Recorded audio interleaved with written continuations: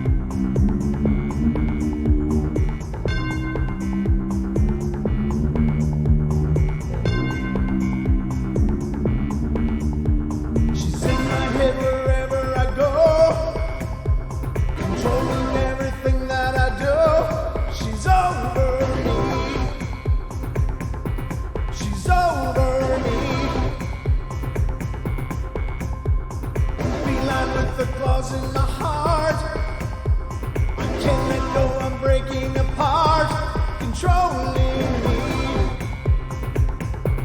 controlling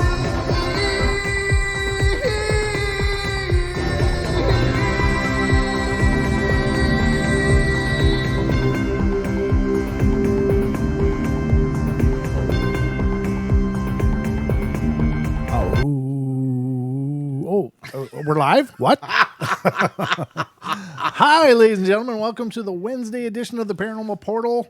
I'm your host, Brent Thomas, and I'm absolutely thrilled you're here with me and enjoying the journey as we create it. Nothing here is planned, ladies and gentlemen. This is, we're always winging the portal, but we're having a good time doing it, and I'm glad you guys are enjoying it as well. If you're new to the show, then I am just going to apologize right up front. But I mean, it's not like I really know what I'm doing, but I'm having fun doing it. So I hope you guys will have fun being here and listening to what is to become this episode of The Portal. But I'm not alone here, ladies and gentlemen. I am joined by my good friend and co-host, Mr. Don Longbeard. Hola. It's you. What's happening, Beans? Hey, what's happening in your world? My world's good. It's just been an incredible last month, and so it's just been blessings. But things are just looking better and better and better for me, and I can't say anything else. I mean, I don't want to be selfish, but things are so great right now. It's just awesome. Right, I agree. I'm just reading some of the chats, and oh, cool. I just need to tell you guys the reason the portal was late today was I got a phone call at 7. 7 at 7 on the bell. It was really a great call. It was really nice, and the phone call was from my cousin, and he and his wife are always watching the portal, which was really wonderful to hear. And That's thank you so awesome. much to you guys. Love you guys bunches, and thanks for being a part of the journey. It's always nice, I mean, I consider all of you guys a family, all of you that tune into the show. And, of course, families of choice are a wonderful thing, too. But it's always nice when the family actually pays attention, too. It's like, you really do care. No, it's wonderful. I'm thrilled you guys are out there listening, and thank you so much. And hope things are great in your world too. Well, let's do a rundown of who we see right now. So right now in YouTube, we you see. Remember what was it? Romper Room? What? Romper Room. Way back when there was Miss Karen was the host, and she held up a mirror. This guy over here. She held up a mirror and it would like turn invisible and see through, and then she'd be like, "Oh, I see you, Katie. Oh, hi, Benjamin." It was just like she never ever said Brent. Never said Brent. I was the most disappointed toddler in all of Minnesota, I think. Oh my Never, goodness. ever. Anyway, go ahead. I'm sorry. Oh, that was, yeah. We'll talk Squirrel. about random associations. Dude, you should come into my. Never mind. No. It's just like, No. if you only knew the noise No. in here. I can imagine noise in there. Oh. So far, we're seeing Bigfoot Michigan Rob, Black Tree, Kate, Chris, Gemini, Hacker, Lewis, MCAT, Matthew, Music is Love, Music is Life. I have to agree with that. Nellie Moen. We got Nicholas in there. How are you, Nicholas? Pam. Is it Petrified Paranormal Portal. The Rotman, Ken, what's happening? And then, of course, me, Mr. Aether Archives. That's who we see currently, but of course, I may have missed somebody. So, Oh my God, MCAT. oh, Jesus. Oh my God, brother. Thank you so much, MCAT. You are amazing. This should keep you going for a while. Cheers. Oh wow, yeah, that's awesome. That'll definitely pay the phone bill. Say, the rent's also due. Is it the end of the month already? No, that's awesome, brother. Thank you so much. I can't tell you how much I appreciate that. Wow. MCAT has been, Yeah. by far the most gracious contributor, and you guys are all wonderful. Don't get me wrong. Donations are never requested, yeah. never expected, but when they come, it's really brilliant. And Yes. thank you guys so much. That really helps. It Yeah. goes a long way to keeping things going and to give us the opportunity to hopefully expand what we're doing Yes, as well. definitely. It's one of the reasons we have a phone line dedicated for the show now. And that I was able to upgrade the internet speed, and Right. everything you guys do in that regard really helps a ton. So thank you guys so much, MCAT brother. You're brilliant. Wow. I'm just stunned. And so to expand on that just a little bit, you guys just being here and chatting with us is making us, is helping us out as well. So don't ever feel you're not contributing. If No, you're here, exactly. you're listening, you're contributing in ways you don't even know. Right. So yeah, I don't ever want anybody to feel like, well, I can't really give anything. No, you guys okay. are You given being just here by is showing given, up. yeah. So it really means it really does mean the world. So thank you guys so much. Wow. So, and with that thought, we were talking about resonation, and well, not necessarily resonation, but that's where I went with it. But, we were talking about the way I feel in the last month, just all these blessings, and you spelled cryptid wrong. You spelled cryptid wrong in YouTube. Oh, did I? Yeah. You're That's because I was. See, I told you, I'm going to grade him and hand him back. Yeah, oh God. So, but recently I felt these blessings, and I feel like I've seen numbers. You say I'm random. What the hell? I just happened to see it. I was looking. I've seen numbers. I've seen the number 444. I've seen the number 333. I've seen the number 1234. I've seen the number 11111. The combinations, the ascending numbers like 1, 2, 3, 4, like 12, 34. I've seen these numbers for the last month, and I never ever wanted to really look up what the numerology behind it is, or the angel numbers, if you will. I never really wanted to look it up because I never wanted to jinx myself with, well, now I know what it means. Oh. And so, but unfortunately, now I know what it means. And so far, it means that I'm resonating correctly with the universe. It means that I am as it says, and I'm kind of part skeptic still, that I am resonating with the universe. Well, yeah. And that I'm doing what I'm supposed to be doing, and I'm receiving blessings up behind it. So what I wanted to talk about, because you threw it to me, we're going to talk about resonating with the universe. It may not be a paranormal, but sometimes it is, because, you never know what's going to happen. You don't know if you get that visit from, crazy Aunt Sally in your dream, and it's a great dream because she reinforces a belief or something. She reinforces something that you don't necessarily believe, but maybe you should. These are the ways that I see this. Duke, how are you? Hey, nice to Duke. see you, buddy. These are, and Robin's here too. That's And awesome. Deb. Yes. Oh gosh, look at that. Virginia. Wow, they're just piling in now. But let's talk about resonating with the universe, because we talk about ascending. And I've seen a lot of ascending numbers lately. I've seen 4, 5, 6. I've seen, Oh, 1, okay. 2, 3, 4. Let's talk about ascending. We talk about ascending and piercing the veil and moving to the fifth dimension. Okay. I don't know what some of that means. I really don't. Well, I don't know what that. Here's the thing. I think the whole fifth dimension thing. I think it's a fascinating idea, but I just think it's a trendy way of saying we're growing and expanding in our Yeah, consciousness. sure. I Absolutely. don't pretend to know what it means, and I don't know what living in a fifth dimension, how that's gonna How that looks or right. feels. I mean, am I gonna start am I going to grow a second head? right? Am I gonna just have? I don't know. I don't know what to think of that. Right. I don't even know what to tell you to To look for or feel right. like? Or I don't know. I just don't. But I hear that coming up so much. Now, here's the thing, and this is the thing that I think is really important, is that, the New Age movement has been a really powerful movement, and it's been wonderful in expanding people's consciousness and expanding ideas and widening people's scope of understanding in Right. a lot of ways. Right. However, what the New Age movement also is it's trendy, and it's all these buzzwords and terms, and it's in some cases it's a reckless thing, because there's no boundaries to it. Like for instance, so Christianity, just for a point of reference, it has boundaries. It has Right. it has a very established ideology. It has a very established methodology. It has an established what's the word? A book. It has an established. it has the research. guidelines. Right. I mean, it's all really well laid out. Doesn't make it right or wrong. It's just whatever you believe in is fine. But what I'm saying is that the New Age, I mean, people come up with the most bizarre ideas. Some, yeah. And, you'll get plumbers channeling, spirits from Pleiades and really Right. weird stuff. And I'm not saying none of it, that isn't possible.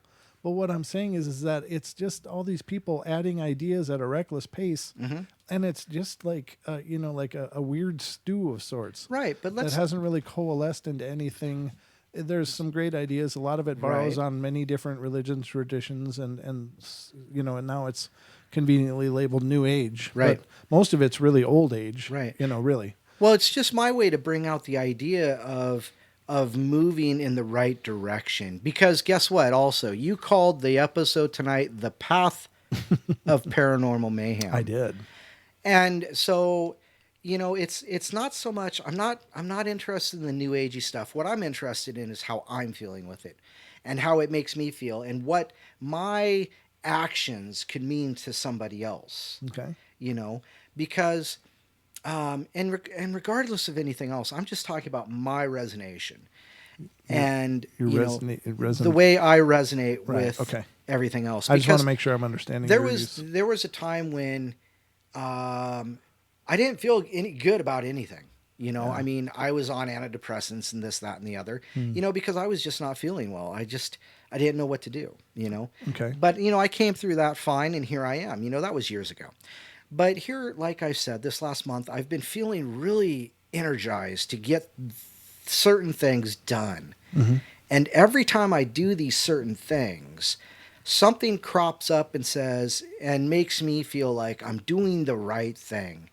And this last month, I told you just before the show, I really believe that this started with just a general act of kindness. Pulling the guy out of the ditch just at 10 o'clock at night. He's sitting in a ditch. I didn't have to. He said there was somebody coming to help him. But I'm like, dude, I got means. Let's just get it done. And this is when my resonation started resonating in tune, And so, I think there's a lot of good things that work through that way. Now, whether you want to call it spiritual, or you want to call it new age, or you want to just call it resonating with whatever is out there, Okay. I don't think it really has to. It doesn't have a specific connotation. It doesn't have a specific dogma with it, but it's how we resonate. Like different people resonate differently. Like we've been talking to somebody who seems to resonate real heavily with spirits, and these spirits tell them things. And through these stories that they gather with these spirits, they're able to share enlightenment that they hadn't had before, or maybe these spirits helped them come to the realization they had that, that they knew that. That's like, every now and then you'll bump up against something and you go, I don't know what to do. And then the answer comes to you and you go, I already knew what to do. I think it's just the resonating. You can resonate with anything. You and I resonate. We have resonation. We accomplish things when we're together. Yep. And so that's it's just the resonation there. And we're resonating at such a level right now that we're expanding. Yes. And you talk about consciousness, and part of what this is leading up to is maybe this is leading up to something that I've been looking for in my journey through the paranormal. Maybe it's opening my eyes to other things that I have been neglecting, ignoring, never have experienced. And, a perfect example of that is when I left the studio the other night and I saw whatever it was I saw. So, maybe it's opening my eyes. Maybe it's cracking that calcification, Well, here's the thing. Ever since you've been on the show, you talked about being young and having this open mind and this idea, but then having that pounded out of you. So all of that stuff was all pounded down and shaped into this, real world consciousness that you were, forced to adopt. And so, I think for a long time you were really living contrary to yourself. Right. You were living, performing as per expectations of everyone else. Right. And so I think this journey has been about you getting back in touch with you, getting back in touch with your truth, your center. And, I really do believe that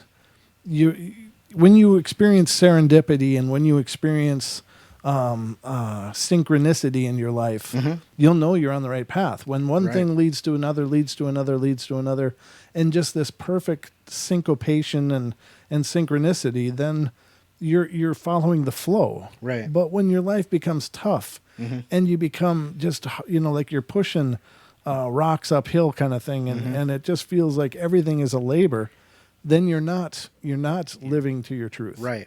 And so for 22. What? It said 22. The ghost box said 22. Does that mean anything to you? Not yet. Gonna have to look it up. All right. So, but I don't want this show to be about me. No, I want it to be about how. But my point is that I think we all get to that point in our lives where we're at these parts where we just. It's like every day is a labor, but once you find that truth and once you embrace that truth, then things get easier because everything starts to go into that serendipity or synchronicity. Right. So does that make sense? Yeah, it does. Okay. And it feels just energizing. Right. And exactly. And now you're right, William Bennett. He says New Age is just a blanket term, really. Right. You're right, it is, and it was just primarily to organize a bookshelf. But but also it was the trendy thing. It was the trendy thing. Listening to Jean-Michel Jarre, listening to Yanni even. It's just the trendy thing to do. Yanni. I have never listened to Yanni. Jean-Michel Jarre, yes, because that was interesting stuff. But that was the thing to do. Yanni. I know. So it's a bookshelf. It's a bookshelf thing. I really do. I do. Okay, so 22. If you keep saying angel number 22, now this is referring to angel numbers. Okay. It means that your angel wants you to find a way to bring peace to your life. Bum, bum, bum. They can see both your inner and outer turmoil and how they're affecting you. By having peace and harmony, you can find a better balance for your energies. I see a new T-shirt design. It says 22. 22. And you got to look up the angel number to figure out what the hell it means. That might happen. But numerology is really powerful. It's been around. Oh man, Yeah. it's been around forever, and I'm not sure exactly what the origins of numerology, but it's a really powerful. I believe that the for lack of a better term, the universe Right. sends messages to us, and it'll send messages in the forms of symbols, and numbers are a symbol, and how somebody created a whole logic around that, I don't know. I don't know where that comes from. If it's from some mathematical origin or Right. gematria or whatever the hell the deal is. But I know that if you see things in your life, you really have to examine all the symbols you're presented with, because it does represent something. I think, the manifestation. Why do you always laugh when I'm talking? Because I read what Hacker writes. You're not helping I'm me, sorry. Don. Yes, I know. I'm trying to be serious here. So anyway, numerology is really, Right. it's a very powerful method of at least interpreting perhaps Right. some representation of a divine will in your life. I don't know. Well, and it was one of those things that were snapped up, say, by the New Age movement, because it wasn't accepted by Christianity necessarily. It was just another way to, another pagan, whatever, another pagan belief system. Sure. And pagan meaning anything that's not Christianity in this sense that I'm using in this sense. So so so it doesn't, to me, it doesn't matter what the label is you put it under. I think, and I'm using it, as I said, once again, in the way I'm resonating right now.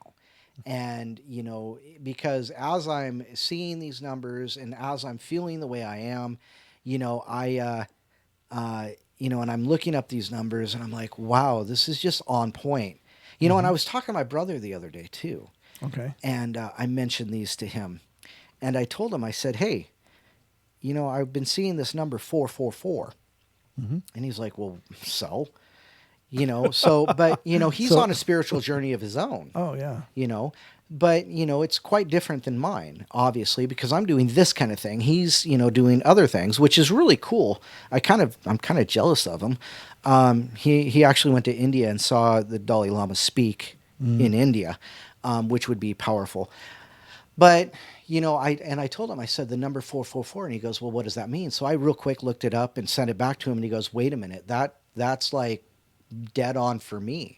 Oh, cool. And I said, well, it's dead on for me right now as well. So, apparently we're resonating together. Maybe that's an interesting way to put it, because me and him haven't talked in a while. Good. Haven't had serious talks in a while. So maybe it does point to me, my improvement. Sure. My Your developments. continuing, my development on my journey. Yeah. And so that's kind of what I wanted to start off with. I mean, if we stay there, that's fine. Julia, you get number 1. Yes, you are number 1 tonight, right behind MCAT. You're 1.2. We love you. You know that. So I mean, Tony is in hey, there. Tony. He says Jay-Z has an album called 444. Yeah, well, that's cool. nice. No, I mean but it's, again, it doesn't, you can't just discard the source, even though you're We not just into went rap. offline. What? We just went offline. Live stream offline. I got live. And now we're back. And we're back, ladies and gentlemen. I don't know what the What hell. the heck was that? I Oh, know- see, Gemini said they were offline too. well, we're back. Are we back? Well, yeah, now we're back. No, I mean, are they seeing us back? It says live here. Oh, very output, very low. Wow. What the hell's going on? Hi. Well. Yeah, Tony says you're back. So everybody's we blinked. Well, we're still blinking too. Look at that. Wow. I think I'm going to turn off the laptop. I just want to be sure. I don't want to Right. add to the. But I know they're working on the internet in our area. Oh, are they? Yeah, they're allegedly upgrading it. Well, So- we can pay it now, Tony. Oh, that was We do crazy. accept donations, Tony. Just for the record. but that points to what what happened the other day when you were doing that interview, and the screens popped up, and then didn't it pop up during the live show on Friday too? Yeah. Like once or twice. I tell you, weird stuff happens. It does. It always does. William says Skynet is rebooting itself. That could very well be. I'm Wow. just shutting down every tab I don't need right now because I don't know. I always have a lot of stuff open. That's true. Let me see. But yeah, so There we yeah, are. There we are. that's where we started the show. Now look at how many are in there, Don. Look at on my screen. 40. Where does it show? Right here. I'm circling it with my mouse. Oh my. 44 watching right now. Yeah. Wow, we blinked and we gained. That's Wow. cool. Thank you, by the way. I'm not sure what's going on with the feed tonight, ladies and gentlemen, but I will warn you. I have The my studio's internet. been haunted lately. The studio's been all kinds of haunted lately. That's another thing. But I have gotten notice from the internet company that they are upgrading the internet in the area. So I don't know if that'll affect it. It's been a little jumpy for the last week or so, but it hasn't affected shows up until now. I don't know that that's what's going on for sure, but it might be. Anyway, but so were you done with that? Or? Yeah. I mean, I just let it go where it goes. Okay. Put it out there and let it resonate. Right. Well, See what I did there? yeah, everything's resonating tonight. You know. All right. So I found this article here. Now, I don't know what this is, ladies and gentlemen, but this comes up nearly as often as Bigfoot anymore. Yeah. And it's people seeing these black panthers in weird areas. They're not allegedly house cats, although I've seen a lot of the images that are shown online, and most of them look like house cats. But people are apparently seeing black panthers, and what I'm talking about in this case is that apparently there was one seen crossing a roadway in New Zealand.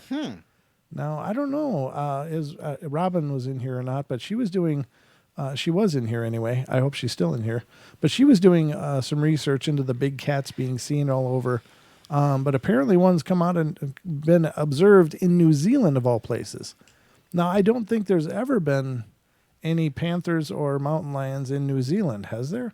I don't know. Let's see what it says. A New Zealand woman recently reported an encounter with a black panther on the east coast of South Island, according to the New Zealand Herald. Juliana Kavanagh was driving with her partner, Warren Lewis, around 11:30 p.m. when a huge black animal bounded across the road just a few feet in front of their car. It was in full flight. It was big and sleek, with a cat's head and a huge tail. We both looked at each other, thinking, what the heck had just happened? She continued. We pulled off the road, slightly hysterical, and went through every animal that it could possibly be, but nothing made sense. It was shocking. The sighting came as Kavanaugh slowed down to go around a bend in the road. It was just there, right in front of our headlights, right out of the blue. It was so quick. It was either chasing something or had heard our car. Well, I'm sure it heard your car. But she's certain that what she saw was a black panther. Now, can you look that up? Is that Well, Robin just popped in. She says she's still doing research, but she says nope, no panthers or pumas natural to New Zealand. Wow. So what now? Okay, so in instances like this, the first thing I think of, and this is just, you got to at least look into this kind of thing. Not that these things couldn't be strange and unusual, but could it have been somebody that released An exotic animal. an at animal? the air, yeah. Like, I'm sure that's probably not legal to have. Right.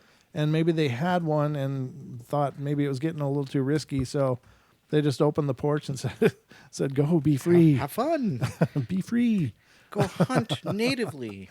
Yeah, exactly. I mean, that's the first thing I think of, and I know that that's not specific to just me. That most people do, but Right. there is a whole lot of black market for exotic pets and animals. It's a huge thing all over the world, and so in some of these cases, that would be my first consideration. Right. But I don't know what to think about it if that's not the case. What does this mean? Yeah. How did they get there? Yeah, how are these things showing up suddenly And what is that? I mean, is reality changing? That suddenly we have big cats all over the place again? Right. I don't know. That's really curious to me.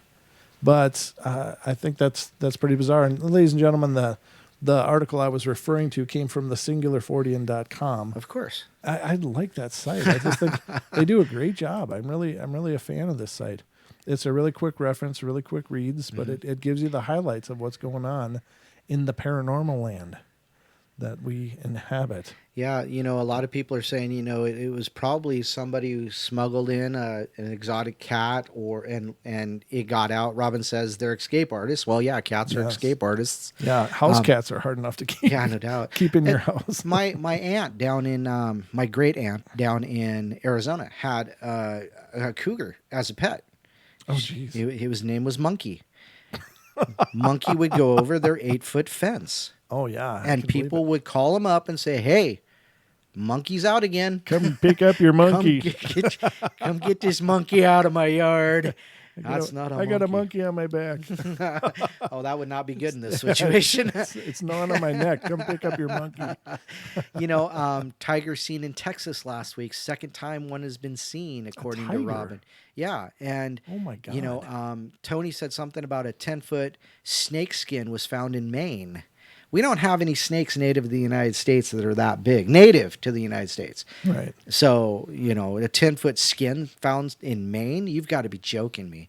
I wonder what kind of snake skin it was, though. I mean, they should be able to identify the breed. Like if it was a constrictor, like a boa or a python, or I don't know. I mean, if it's like a rattlesnake DNA. or something, then there's something really wrong going on. But yeah, I mean, they should be able to identify the shed based upon the snake. Right. What is J Losi 87? I'm having a very hard time accepting people jumping into the paranormal investigation with no experience. I'm in Maine. What? His name is Nessie. Nessie? I don't know. That's interesting. I and that's the tough part when I look up and see the chat. Yeah. I don't know the context that this is coming in. However, I would say, in all fairness, there isn't really an established protocol outside of parapsychology to investigate the paranormal. There's cryptozoology and there's training in that, but a lot of times, it's probably going to be the layman that probably makes some of the most profound discoveries. Right. But what they're talking about with no experience, I don't know if they mean personal experiences or if they're talking about just not really sure. Right, professional, right. Some kind knowing of what they're doing. knowing, yeah. So I understand what this person is saying, and I think it makes sense. But at the same time, where do you train for something like that? I mean, a lot of people are just enthusiasts. Right. They're not professional. So, but I do think that a lot of the big discoveries are going to come from the layman just picking it up on their off time. And a lot of the Bigfoot material that we have is from people just doing it on the side. Right. They got the real life thing cooking, and then they go out there and they just get their boots on the ground and figure things out. So, just my 2 cents on that. Again, I know I don't know the context that was shared in, but I think you have to consider that people have to start somewhere. Right. You know what I'm saying? Nobody picks up a paintbrush and does the Sistine Chapel. Wouldn't that be nice? Yeah, well, I don't know. But yeah, very interesting. So the big cat thing is really curious to me. But it is a phenomenon we see happening more and more widespread. What? Sorry. They came back. The snake in Maine was found in Westbrook, Maine. Named him Nessie. They're not professionals, young kids playing, laughing with it. Well, okay. Well, true enough. Okay. Okay. Nessie, so that's the background. Okay. Yeah, that's Nessie, as in I would suppose the Loch Ness monster. Being so big, but I mean, once again, though, I mean, when we're talking about kids, they're going to do whatever kids do. I wouldn't say that would be, necessarily investigative work. However, it was reported, and somebody must have looked at it. So, I'm speaking to Jay Losi. Did anybody figure out what kind of snake this is allegedly from? Is there any word on what kind of snake it was? The snake was a boa. The wilderness people think it died over the winter. Oh, okay. So that's yeah. a go be free kind of thing. Yeah. It's like we can't take care of them anymore. Yeah. Well, when they're 10 feet long, that's a tough thing to that's take huge. care of. I had a 6 foot, and my cousin actually had like an 8 foot. And I mean, they just get to be a lot of work. Barbecue. I hear it tastes like chicken. Yeah, maybe. I've eaten gator down in Louisiana. Yeah, how was that? I liked it. Yeah, I liked it a lot. See. Us meat eaters, yeah. Well, I'm primarily a carnivore, so I got that going for me. But I don't know. I wouldn't be afraid to eat snake. There's nothing creepy about that, I think. No, not at all. But Rebecca's ew. Ew. Apparently, Rebecca doesn't share our opinion of that meat, but Right. But yeah, I think that's one of those. Gator is We good, bought a snake, and in 5 years we're not going to be able to care for it, so out the door it goes. So it's one of those things. Yeah. yeah. No, Lewis says he's eating king cobra. That's pretty bizarre. I mean, I'm sure it's fine meat, whatever you can eat. Yeah, that's what they said. They think it was let go because no one came forth to claim I wouldn't either. it was theirs.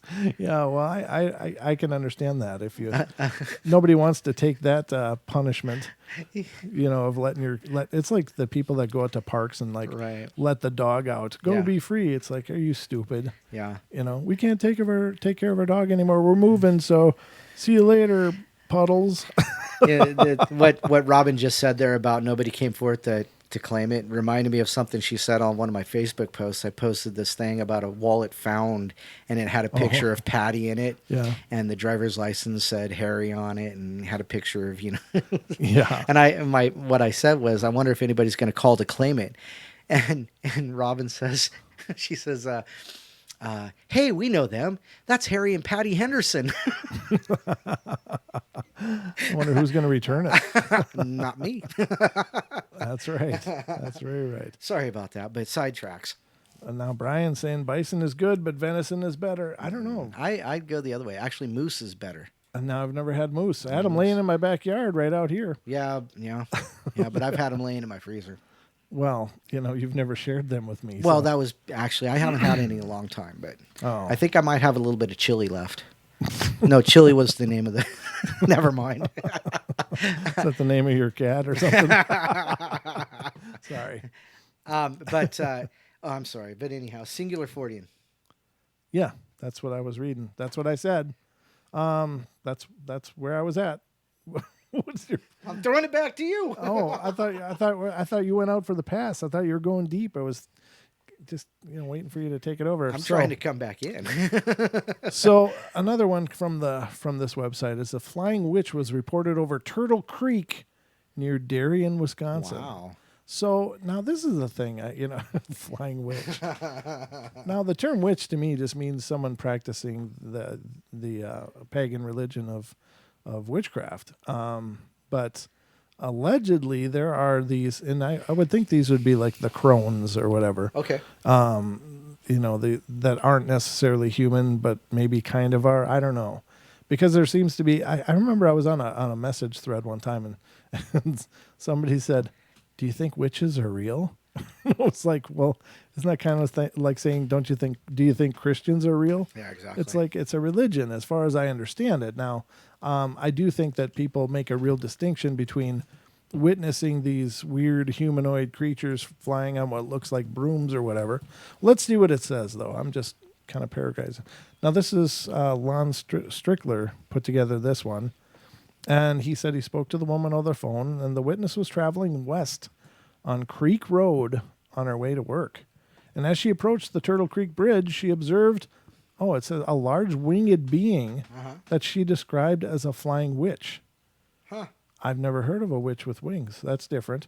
The being was at treetop level and was gliding in her direction. It was early dawn, but enough light was available for her to make out a form. The winged being suddenly descended towards her car and barely missed colliding with the hood. She described the being's wingspan was much wider than her car and that the body was a brownish color like a paper bag. Wow. The body looked feminine and slight. The wings were bat-shaped and very large. She didn't notice the wings flapping either. Well, that's different. So she was hang gliding probably. So let me try that again. She was hang gliding, probably. Hang gliding. Gotcha. Thanks. All right, whatever. Thanks for being here. Here's your participation trophy. So she said she had to swerve and almost hit the guardrail. So I don't know. This is weird. Is it like a harpy kind of thing, or what's going on? You know, I've heard something like that before, as a matter of fact, and you know, I've heard something like that before about a winged flying witch, and it was described as a humanoid-ish figure with bat-like wings. You know, so when you said that, that's kind of what I imagined it was going to be. I didn't think it was going to be a witch on a broom, Right. because we all know they can't swerve to miss trees. But that's beside the point. You know, so that's, yeah, I've heard of that kind of a story before. Okay, now what Lon says after that, he says, the witness identification of the creature as a witch may be related to legends of the Lechuza. In Mexican folklore, a Lechuza is an old woman, often a witch or bruja, who can turn into a giant blackbird. In most stories, the bird is an owl, but sometimes it is described as an eagle. Huh. I don't know. That's bizarre. I mean, clearly this person didn't think it was an animal. This person thought it was a humanoid being, I guess. Very strange. The article goes on from there, but I thought that was really interesting.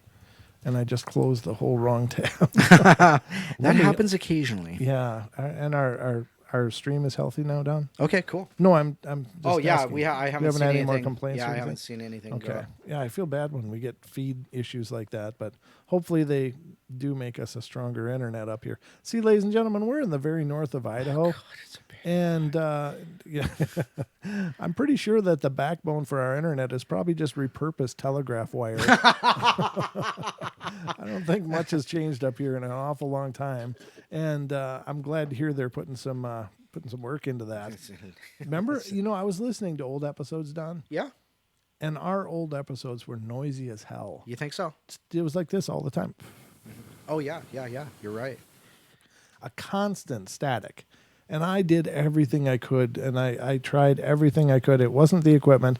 Obviously, the same equipment we're using right here. Right. But it's like now so much better, and I know they've been working on it. Now, I do hear a hiss in the background. Maybe it's not that. I hear a fan. It's probably my fan on my computer again. Oh, yeah, you're right. Okay. Yeah, it's probably my fan. Okay, that explains that, because I was getting a little nervous, like, damn it. But let's see. Oops, I was Oh, right. we lost the whole page. Yeah, I closed the whole thing by accident. I was just happy clicking over here, and then next thing I knew, I was rebooting. Did you hear about somebody did a spirit box? I think it was a spirit box session, an ITC session, and contacted Lorraine Warren. Have you seen that? Scroll back up. I think it was one of the. Oh, I thought I saw a picture It of. might have been on the page before this. It Hold must on. have been, yeah. Let's go to newer. Are you sure? Yeah. Okay, I'm going down this list. There it is. There's a picture of Lorraine Warren. This is says just her. that was her death notice. Yeah. Announcement. Yeah. Gosh, let me see if I can find it. Yeah, that'd be excellent to hear about. Now, I mean, if anybody who's going to come through, Lorraine would. Mm-hmm. that was their bread and butter for so many years. I don't know if it was dial up at one time.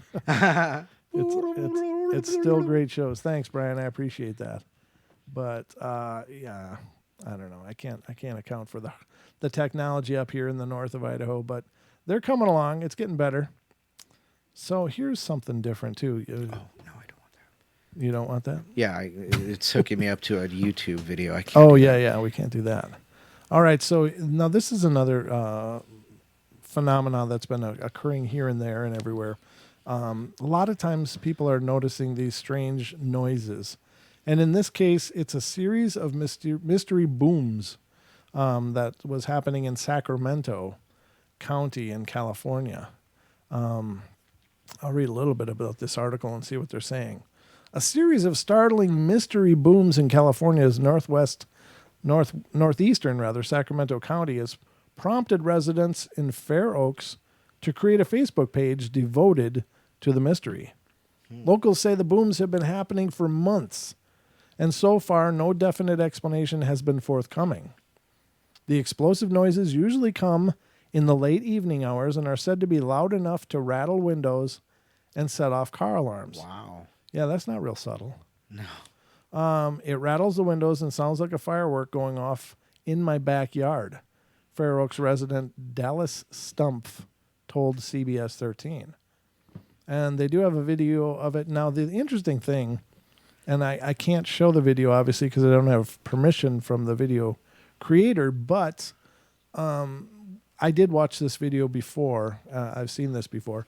And there are flashes in the distance, so something's creating the booms. And it looks like you could actually see where it's coming from. Now, Sacramento County Sheriff's Department sent a helicopter and several deputies last weekend to investigate. And this article is a little older, so it's a bit ago now. But following multiple reports of the phenomena, according to the authorities, the booms are likely caused by illegal fireworks. No. With the concussive force up to half a stick of dynamite. Wow. No, I'm pretty sure people would probably know whether or not fireworks are being lit off in their neighborhood. Yeah. Residents mostly seem to agree with the authorities, at least according to the Facebook page created for them to share their experiences. Although not every person's report is consistent with that theory. I live in Madison and Kenneth, and our neighborhood experienced these loud booms about 2 years ago. One resident reported, sometimes we lose power afterwards. Wow, yeah. And the power company showed up with the crew, and I heard another boom, which sounded like it was in my front yard. When I went outside, I found all my neighbors out looking around. Apparently, the noise was coming from the high voltage lines, but after the power company left, we never heard the booms again. That's got to be scary if your power lines are making booms. Yeah. That's not good. No, that's probably a real bad thing. Very strange. Tony from the confessional says, some say the booms are coming from within the earth, suggesting that there is another earth. Oh, it just scrolled past. Another earth within the earth, suggesting that there's another earth or a level of earth inside the earth. Interesting to think on. Well, that immediately pops me over to our conversation with Brooks Agnew about hollow earth. Right. You know, and I could be open to that idea, very open. You know, especially with what he was talking about that night. Now, the curious thing, though, as far as when we were talking to Brooks, his theory of the hollow earth would basically give us about a 600-mile crust. Yes. So that's like 600 miles of crust. That's That's a long way. boom. Now, what I will say, though, in California, there's a legend and claims of these lizard people that sometimes appear from the sewers and come up and, maybe take pets and stuff like that. Like, they're almost like hunting parties of slee stacks, like from Land of the Lost. Slee stacks. I mean, really, they're like these lizard men that people are claiming to meet, and they're very ferocious. They'll chase people and whatever, and then apparently they disappear into like underground, I don't know, from the sewer system or something, or the storm drains. They just retreat back down there, and then they're not seen again for a long time. Right. So maybe there's a Middle Earth or something like that. I don't know. But very, very wild phenomena.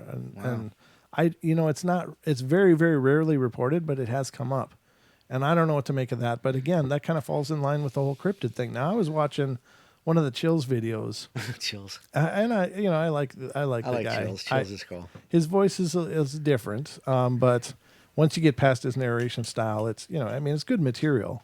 But he showed the video clips that people allegedly captured of mysterious creatures, and this one guy's going through this storm drain tube, and it's only a glimpse, but he's walking around and suddenly he hears something coming, hissing and growling, and then it like flies into the scene like it's chasing him, and it really looks horrible. Like it's just a glimpse you get of this thing, but it's like, oh my God! Right now again.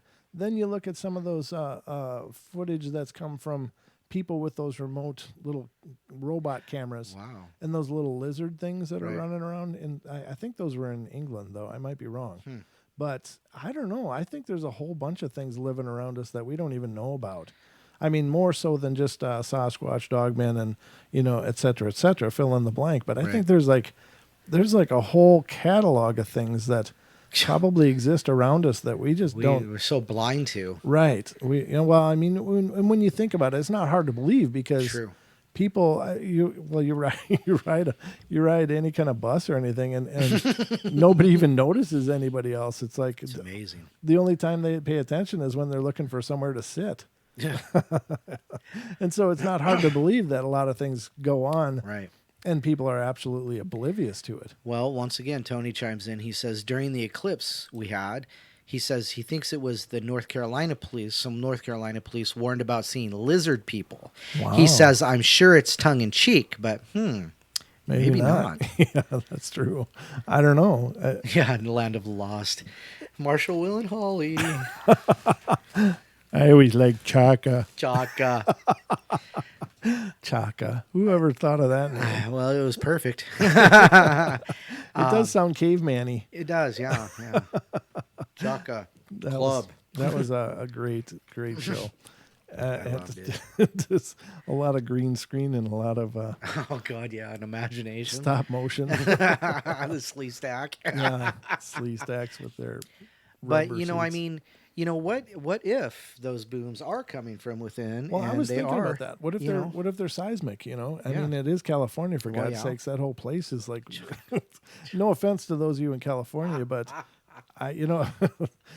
from what I've heard, and this is, this is like speculative at best, but there's a lot of people that say that California is basically a shelf. Right. Most of the state is like a shelf up to the fault, Right. San Andreas Fault, and then Everything's just hanging over the ocean. right. Yeah, apparently, there's a legendary story of somebody taking a research sub and like going like several miles under the coast inland. Right. Yeah. After that point, they could go under the state, and it's like, my God, as much as that place shakes, when's that gonna just Yeah. plop in? No doubt. What that's terrifying. It'd be like that. What is that movie with John Cusack? In 2012. It was 2012. 2012. Yeah, that was. I mean, the whole thing. It buckled like Legos. It was like, oh God, no. you keep reminding me of these things I keep seeing online. What? Somebody said when I have kids, I'm going to show them the movie 2012 and said, I lived through that. Like it's historical. Oh, so Robin says lizard people go back to the ancient times in Sumerians, Sumeria. yeah. That's true. And didn't the Hopi Indians have a legend of some lizard-like people that helped them? I thought they were ant people in that case, but I also heard of something of lizard men as well, connected to First Nations somewhere. Right. I can't remember exactly where, but Right, yeah, exactly. something like that. But now the First Nations people have always seemed to have been aware of all of these other things, whether it's the Bigfoot or whatever. They referred to them as another tribe. They were another tribe of people that the hairy men or whatever that translated to. But the hairy brother. the hairy brother. Was it the hairy brother? Because you read it last week, didn't you? I don't know. I can't remember. I think you just read I've done so many episodes. I can't remember what day it is Right. now. Yeah, the ant people took the I mean, just in the last several Cherokee or weeks. the Hopi. I can't remember. It was one of the two, and then the other one had. Robin says ant people took them underground, but Okay. I can't remember if that was the Cheyenne or the Hopi or whatnot, because it was one or the other, and the other one had reports of lizard men. Yes, I know. So, I've heard. yeah. I know. I've heard some reference to lizard people, Mm-hmm, and I know of. I think in the Central America also has some references to that as well. But I could be wrong. The Quetzalcoatl kind of thing. Whatever. Quetzalcoatl. I don't know if I even pronounced that right. Yeah, but that's right. yeah, Quetzalcoatl. Yeah. it is. Yeah. All right. Bonus. Adirondack. Yeah. Well, I'm getting better at that. I can now stop and think about it. You've heard enough time. Yeah, I think so. All right. So I think I read this one before, so I gotta keep going a little bit back because I really like this site. What? Oh, that's interesting. Okay. No, I'm not gonna read that one. Ooh, this is near my old stomping grounds. It says, oh, okay. There's apparently Minnesota resident Netzaid Vasquez Diaz shared a video on YouTube on February 28th that purports to show a UFO hovering in the sky over St. Louis Park, and this is Minnesota, near the intersection of Highway 394 and Highway 169. Wow. I used to live near there. Oh, wow. When I was living up in the metro area. The video is only 25 seconds long. Features a string of lights in the shape of a stocking. Oh, there it is. Oddly enough, yeah. I can put that up on the screen, I guess. Diaz also said that he has more video and pictures of different shapes that he will share at a later date. Now, the curiosity, well, let me keep going, and I'll get through the meat of this, and I'll get into my thoughts in just a moment. Other locals responding to the video on a forum at the website Unexplained Mysteries commented that similar light formations are not unusual due to the area, to the prevalence of spotlights, that's what I was going to say, used by local businesses.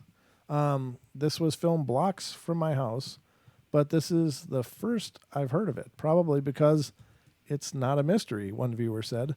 Like someone else said, there are multiple places in the area that use complicated spotlight systems to flash all manner of shapes and patterns into the sky. And I agree. I don't think that this is probably unidentified at all. I just think it's, might be cloudy, but I'm going to put it up on the screen here and let you guys see. I sure miss my control pad. I got to reboot my computer and try that again. Let me go to... Here's the shot. And I do think that that's probably it could very well be just a light display from some business, and that's the shape it ended up looking like. What do you think, Don? Well, I'm wondering because we haven't, is that the only shape it took? Is that the formation it was in the entire time? Well, here's a closer up picture of it. Still looks like a stocking, though. Yeah. Right, it does. But I mean, did they create a circle? Did they do well, there is another picture down here that I didn't read, but I think this is that's a still image from 2018 where... Tell me it's not standing behind me. No, it was just apparently it was in the corner. A passerby? I guess. Gosh, now I'm getting creeped out. It's okay, Don. I got you. I'm resonating. So okay. This is, you're resonating. A video where as a witness mistakes the casino's lights for a UFO hovering over over the local Walmart. So this is another example of people mistaking UFOs for just lights for yeah. Yeah, and so I know that part of the metro area and Minneapolis side. Very, very commercial. Yeah, it is. There's a lot of businesses and stuff there, so it wouldn't surprise me if that was just a light display. So just thought I'd share it with you guys because we try to make this an audio-visual extravaganza. And unfortunately, most of the time it's just us. Which is always entertaining. Which is. Which is. Oh, which. I wasn't being clever. I promise. Not this time. I have to plan my cleverness. Sometimes think I've had it. Me too. Yeah. I don't get the easy ones. I sometimes say stuff like that, and people think I'm being clever, but I honestly don't often notice it. Let's see. Pilots report Valentine's Day sighting of UFOs over Gloucester, England. Is that Gloucester? Gloucester, yeah. Okay. What? Is it a big red dot? Oh, it's a big red dot. Oh, my. It is. Huh. Well, that would be a little more unusual, right? Air Midwest, a flight training and aviation service company, recently released information detailing a series of strange lights spotted by two of their aircraft south of Gloucester, England, on February 14th between 8:15 and 8:45 p.m. Well, this is Air Midwest. They should know if something belongs up there or not, right? Because it would be from their pilots. Project. Well, right. I mean, but we can't know. I mean, hell, even we can't know. Being researchers, whether something is a black project or a UFO, That's can true. you? No. And because technically it's a UFO. It is. I mean, in the sincerest translation of the phrase, it is unidentified. But this is just a big red dot, and I would think a pilot would know. I'm going to put this one on the screen too. Well, not. Don't go full skeptic on me now, Dad. No. Well, okay. No. All right, then. But I mean that clearly doesn't look like any normal aviation lighting. Gloucester. Okay, got you, Rivers. Thank you. What does he say? He says, don't pronounce the CE, or I'm sorry. Rivers says, don't pronounce the CE in Gloucester. Say Oh. Gloucester. Gloucester. Gloucester. Gloucester. I got to read what he said because I'm not understanding what you're saying. Well, because you were saying Gloucester. Okay. Don't pronounce the CHE. It's Don't pronounce the CE. Gloucester. Gloucester. Who cares? Well, I mean, we care, of course, because we don't want to brutalize people's homelines. But I just don't know. It's like what is that Worcestershire sauce? Worcester. See, how do you get Schuster out of all those letters? It's British. My lineage is mostly British. Well, apparently they didn't teach you that part of lineage. No. So one of the pilot's reports was included with the statement, I observed initially 2 large square orange lights, one on top of each but slightly offset. However, there was a gap in height between them. The top object was constantly orange. Mm-hmm. The lower one occasionally flickered white, but majority of the time was orange. In addition to that, on 2 occasions, I observed 5 orange lights, but that was momentary. I initially observed them when leaving Birmingham Control Zone, and I thought they were just south of Gloucester. Gloucester. Gloucester. And definitely a lot higher than us. Then we then climbed to 5,000 feet, and they seemed level at that height and stationary. Wow. As we approached Gloucester, came apparent they were now further south, maybe beyond Bristol, even as far as Weston-super-Mare. What is Weston-super-Mare? But directly south of Gloucester Airport.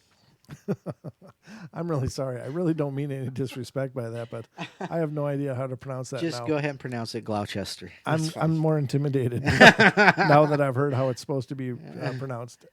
Apparently, my tongue will not perform as required. So very interesting. A lot of UFO reports up in here. Yeah. Yes. All right. So what do you got, brother?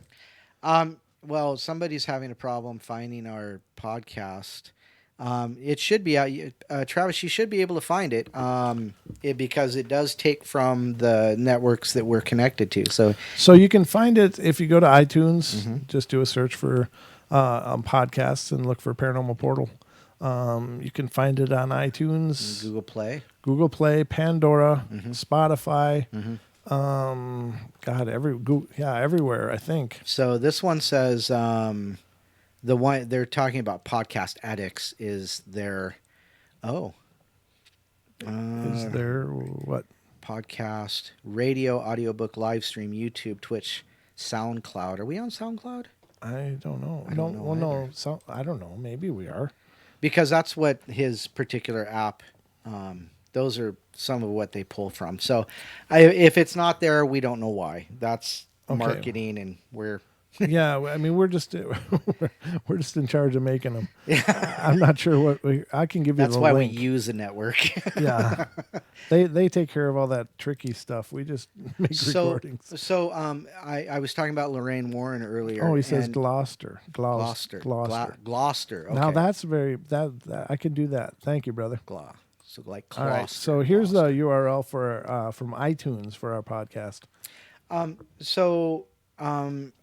People reminded me, and I do remember specifically, it was Steve Huff that claims he ITC'd with... Lorraine Warren? Lorraine Warren, oh, okay. Yes. Yeah, Steve Huff's, I mean, he's done some great work. He has the portal, he calls it the portal. Right. It's his special contraption. And he's gotten some really impressive EVPs from it. Right. I don't know. I mean, if he says that, then maybe he's convinced. I don't know. And like I said, if anybody's going to come through, Lorraine doesn't. she'd be on at the top of my list. Yeah, exactly. She definitely would. So, very cool. We're already after 8. God, this night's flying. Really? Don. Wow. It's after 8 p.m. already. That's just how things roll in the portal. It is a time-space anomaly. Anomaly for sure. What? What the hell? All right. I got to share this.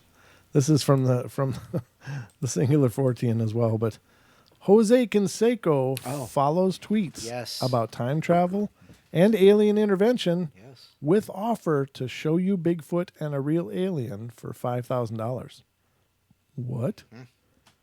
All right, so following a string of bizarre tweets about time travel and alien intervention, former baseball star Jose Canseco revealed recently via Twitter that he would be offering to show Bigfoot and a real alien to those willing to pay for the privilege. Mm-hmm.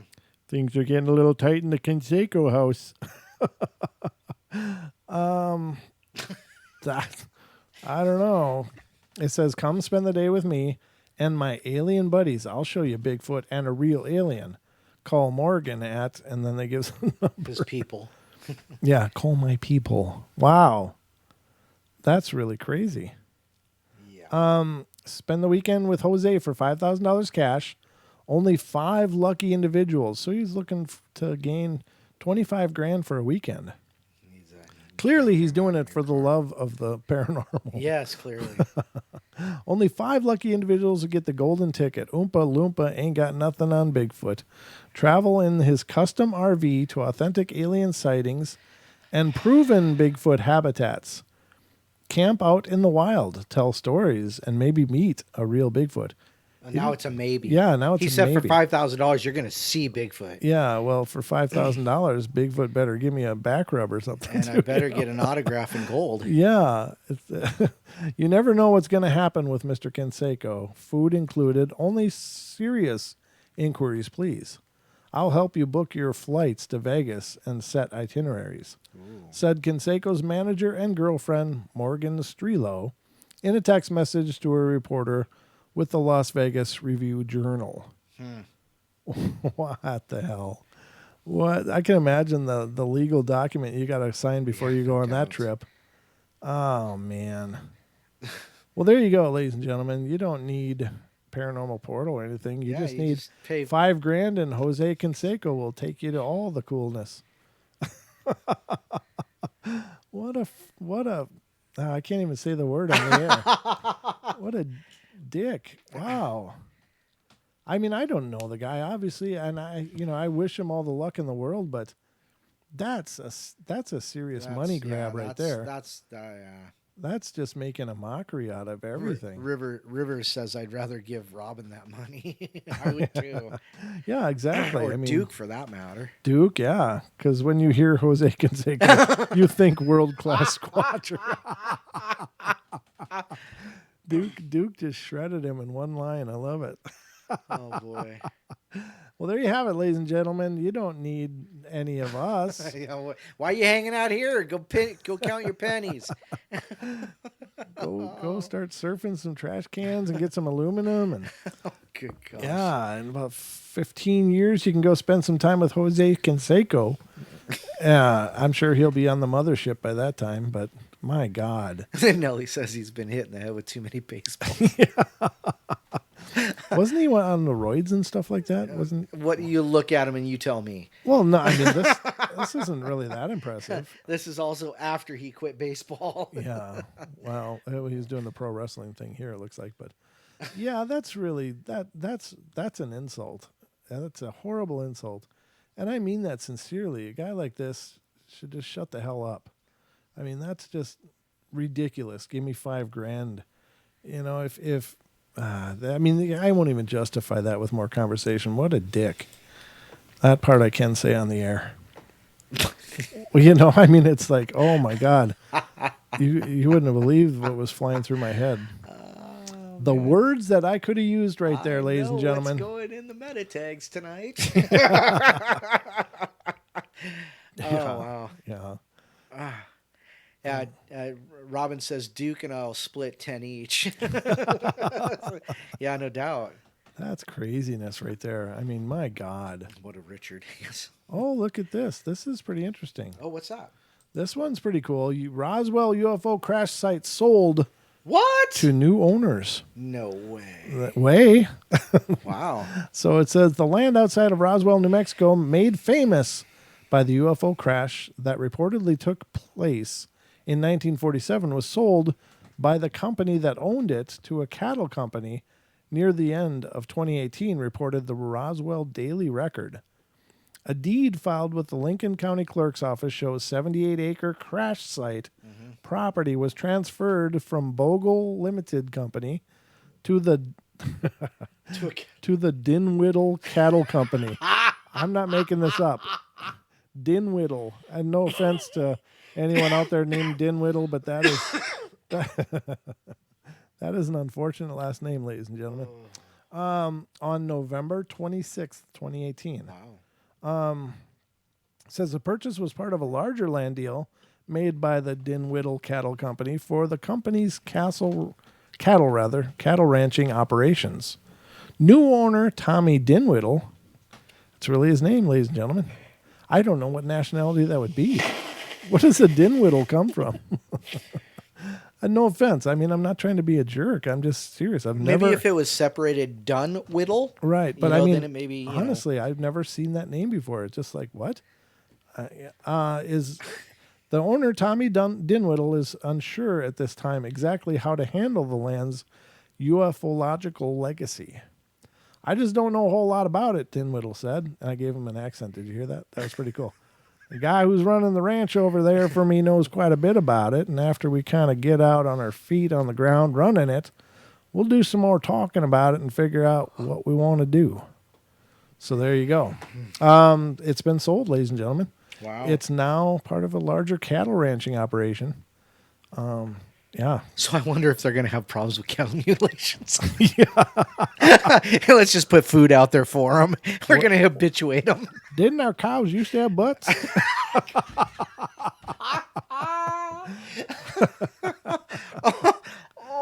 Say, Jimmy, did you core the anus on this cow? God, it always comes to that. That's one worm I can always put out there and know I'm going to catch fish. Oh, my God. That is kind of classic, though, isn't it? That it's going to be a cattle ranch now. It is. It just opens it up for all kinds of ridicule. Yeah. Oh, no. The aliens will treat it like a drive-thru. Intergalactic 7-Eleven right here. Open 7 days a week, 24 hours a day. Yeah. Wow. There you go, ladies and gentlemen.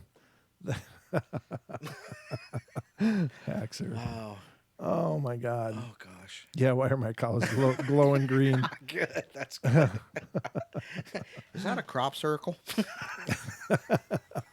Yeah. What does it say? It says, we're here for your cows. McAliens. McAliens. There you go. It's all on the board here on the Mayhem episodes, God. ladies and gentlemen. We just run through the laundry list, and it just turns out to be comedy gold as we go. It's just pretty awesome. Oh, no. Make aliens. You guys make the show so awesome. Did you know that Air Force One's original name was Sacred Cow? No, I didn't. That's one of those weird facts. Wow. Thanks for sharing.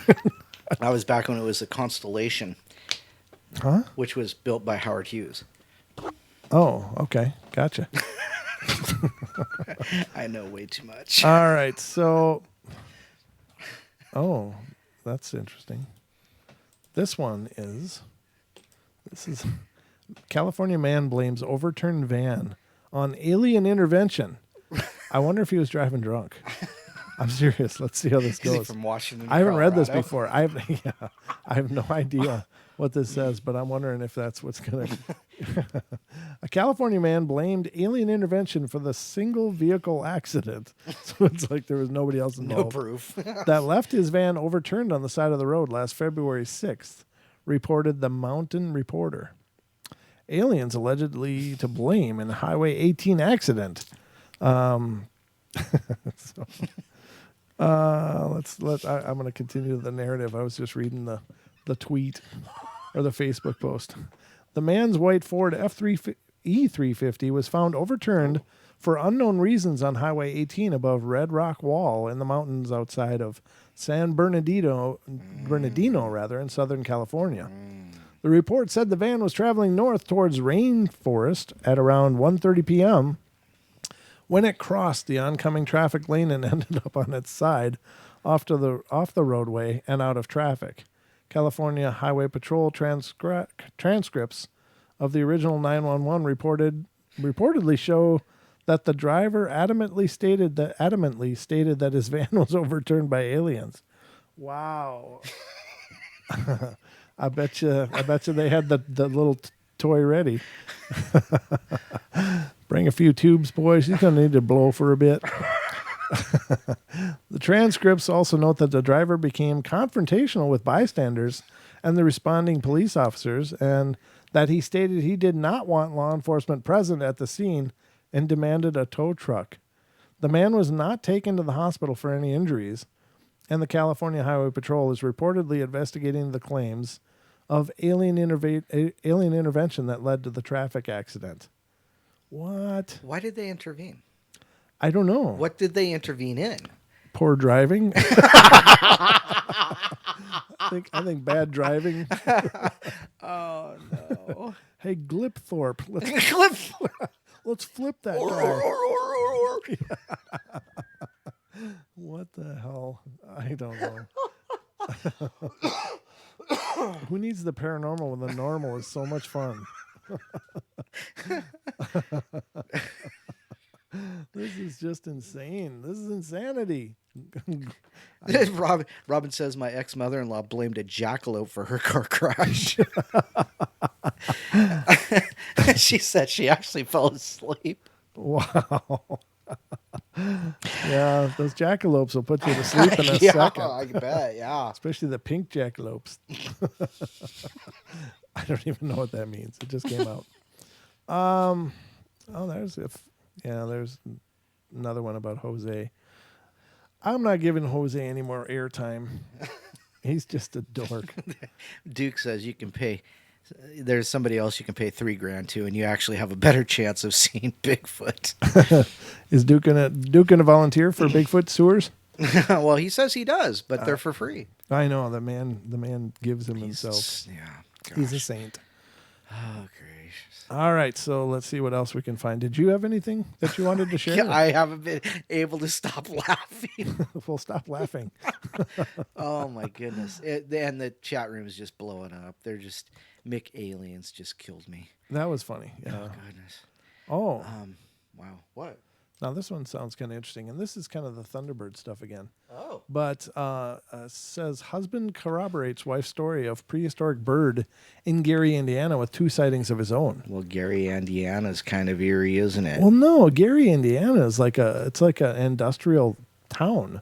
I've driven through there many times, and when the steel mills were going full steam, man, that place smelled terrible. I bet. But I don't know why it would be a haven for prehistoric birds. I know these sightings happen, and this is the tough part, is that why did they happen? What the hell's going on?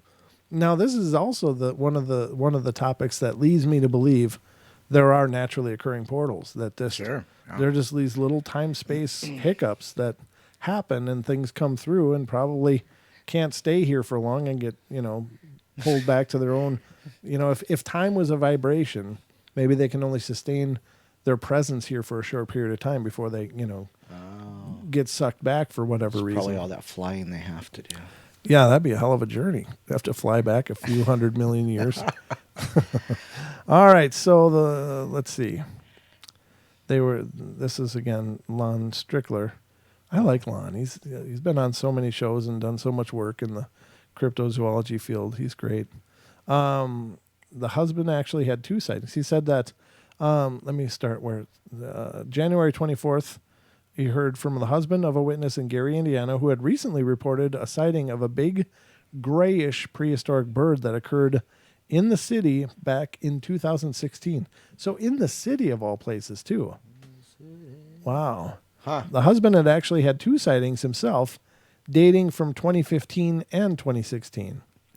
According to the email, on a clear early morning Around 6 a.m. in August 2015, I was returning home from Michigan City, Indiana, traveling down Interstate 80/94 westbound to the Broadway exit south in Gary, and as I got off the exit, I approached Broadway. I clearly saw what appeared to be a prehistoric-looking creature flying over and around the area surrounding the exit. And as I drove over the overpass, the creature flew southeast behind a gas station into a wooded area. Then, when I arrived home, I Googled prehistoric birds, and the picture of a pterodactyl was exactly what I saw. Then in August of 2016, I was heading to work going north on Martin Luther King Drive in Gary, about a quarter mile from Interstate 8490 or 80/94, again early morning, and I saw the same prehistoric-looking creature, and it says, reaching for my phone to take a picture, but it swooped down and disappeared into a wooded area west of Martin Luther King Drive. So these are really curious to me. For the life of me, I can't understand it. So if these things are around, now this is one of those things. So with Bigfoot and other of these, hominids and cryptids, I can understand why we don't find bodies, because there is the argument that they have intelligence. They may tend to their dead. Right. They may bury their dead. They may, there's legends that they consume their own dead. Right. I don't know. But they obviously wouldn't leave them around because they don't want people to know about them. And they choose to avoid people at all costs. And I'm sure they're smart enough to know that if they leave bodies around, people are going to know they're there. So that part makes sense to me. Now, with a creature like a pterodactyl, who's probably got a brain about the size of a marble, maybe, this is not a creature that's going to think, God, I can't leave my bodies laying around. Yeah, no doubt. It's not like the same kind of logic would be happening here. This would be something like, I'm hungry, I'm going to go eat. Mm-hmm. And I'm done eating, I'm going to, whatever. I mean, it's just I don't know, life mandates that it would be doing. It wouldn't be thinking about, staying hidden or hiding or anything like that. Just taking care of business as usual. Right. And so when they die, and I'm sure they don't live millions of years, like, they die at some point, what happens to these bodies? When you look at a bird hits the window, boom, it's done. It's on the ground. No other birds come and claim the body, and unless it's a cat or something, drags it away to chew on. But you know what I mean? It's like, so why are there not some form of remains that are discovered if these things are truly around? Right. Robin says there's been many sightings of petrosaurs and things like Pterosaurs, that. yeah. Pterosaurs. Yep. In Indiana, Gary. So I wonder why, though. I mean, is there a ley line there somewhere, or is there a time ripple, a rent in the space-time fabric that you can pay for? Well, just ask Jose Canseco. He can probably bring you there. Probably, for $5,000. No, it might cost $15 to go back in time. Oh gosh, it's racking it in. Yeah, he's an enterprising man, clearly. Wow. But I've heard a ton of these as well. I mean, they're not really, really common, but they do come up. And well, that also brings to wonder, that picture of Civil War. They have that picture of the men standing around. With that huge bird. Yeah. So, I mean, I've seen reports that it was just 100% bunk, therefore it was debunked. But, with sightings like this just recently, 2015, 2016, and Robin doing her look into Thunderbirds and Ahools and Ropin, who knows? Maybe it was real. Yeah, very cool. I don't know. I mean, I don't doubt that people are seeing these things. I just don't understand what is it they're seeing, and why aren't we finding some proof of their existence? You know what I mean? Because this is not a high functioning animal. This is. Right. This is, much like maybe like a what? Chat. I've got to stop reading chat. Oh, okay. But I just don't understand that part. So that's my personal question about it. But yeah, I do believe in the. Don't get me wrong, ladies and gentlemen. It's not that I don't believe in this. I just don't know how to answer those other questions that are in my head about it. Like I said, with Bigfoot and hominids and such, it makes sense Right. that they're hidden. They choose that. They choose it, yeah. And they make sure that their presence is hidden. Hell, they cover their own tracks. So they know that people could find them or look for them if they left their presence easy to discover. So they don't obviously want that for the most part. But, these things, I just can't imagine they're thinking about stuff like that. Right. Unless we're really wildly underestimating their intelligence. Yeah, true enough. I mean, I don't know. I guess it's possible. well, I mean, even dogs have the understanding of a 3 to a 5-year-old, so Right. So, Yeah. who knows? But I can't get my kid to pick up his toys, I can't get my dogs to pick up their toys.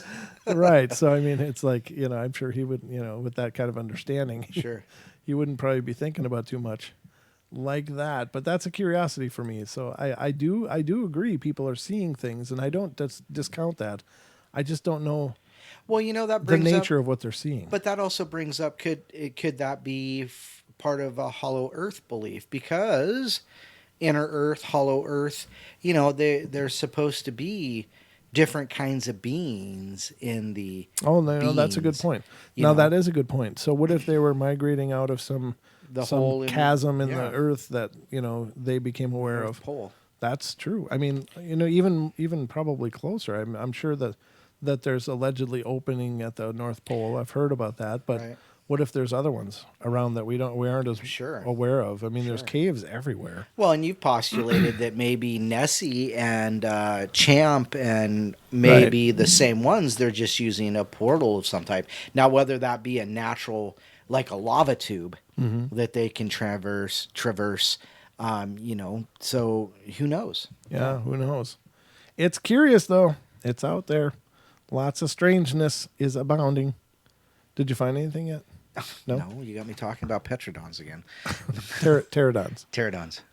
is how I think it's I think there's pterodactyls and pterodons and yep. Petrodons. Isn't there a Petrodon? I don't know. There is now. There is now. It's this one. There's right a here. bearded Don. A bearded Don. A bearded Don. Yeah. So wow. Wow, this is interesting. I'm just finding a lot of their older stuff here, and it's really interesting. Woman reports phantom chimeric creature near Beloit, Wisconsin. I wonder if Beloit is near Bray Road. That would be interesting. Let me look. Would you look? Sweetly. Adam Benedict of Pine Barrens Institute. Huh. Really? Of the Pine Barrens Institute? Nice. Received a report 2 weeks ago, which is, when was this? I got to look. This is from January of this year. So 2 weeks ago, from a woman who said that she and her husband had seen a bizarre chimeric creature in the spring of 2013 near Beloit, Wisconsin. In her initial email, the witness said that she and her husband had just turned off Burton Street onto McKinley Avenue and were driving towards Newark Road at approximately 4 p.m. when across the field on the right they saw an animal by the tree line. Her husband, who was driving, slowed down to get a better look at it, but traffic behind them forced the couple to keep on driving, and during their initial pass, they saw an animal that seemed to be on its back legs by a tree. It was barrel-shaped, and we were wondering if it was a bear. It dropped to all fours and started moving, the witness wrote. We were debating if it was a bear, wild boar, or the strangest dog we had ever seen. Despite the witness's reservations that the animal would be gone if they went back, her husband decided to turn the car around for a second look. They drove back down McKinley and performed a U-turn on Barton Street. Boy, it's really specific. They don't need to give us all these directions. It's not like we're going to retrace the route, which once again put the animal to their right. The pair pulled their car over onto the shoulder, and that's when, according to the witness, everything just gets weird. On the second email to Benedict, the witness went into greater detail regarding the sighting. Up until this point, I objectively believed my husband and I and the people in the car behind us saw a strange animal in the field. The rest of this story is my subjective experience. The animal was coming towards us. It moved like a cat, graceful with a long, flicky tail. It didn't look like a cat, though, except for the head. It was dark, but not black, brindled dark browns with some black. The fur was short like a dog with some glossiness to it. Its head was massive in a triangle shape. The eyes were large and green. The head looked so robust, like you could hit it with a bat and it would break the bat. It was flat like a cat's, no snout like a dog or a bear, and the chest was also triangle shape and really muscular with legs that came down like a bulldog's. The back end was smaller triangle with legs that came off like a German shepherd. This thing was big and solid muscle.